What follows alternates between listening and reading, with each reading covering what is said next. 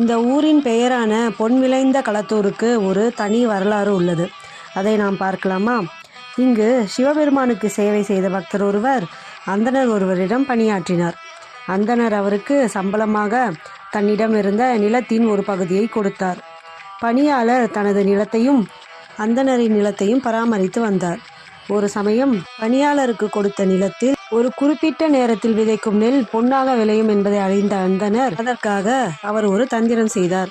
தனது பணியாளரிடம் தனது வயலில் விளையும் மொத்த நெல்லையும் எடுத்துக்கொள்ளும்படியும் உனது வயலில் விளையும் குறைவான நெல் எனக்கு போதும் என்றும் கூறினார். பணியாளனும் அதற்கு ஒப்புக்கொண்டு அவரது நெல்லை எடுத்துக்கொண்டான்.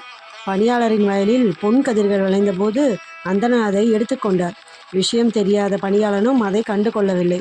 இதை கண்ட மக்கள் அந்தணரிடம் பணியாளனுக்கு அதில் ஒரு பங்கு கொடுக்கும்படி கேட்டனர். அவர் அதற்கு மறுத்துவிட்டார். இந்த விஷயம் மன்னனுக்கு சென்றது. மன்னனோ அங்கு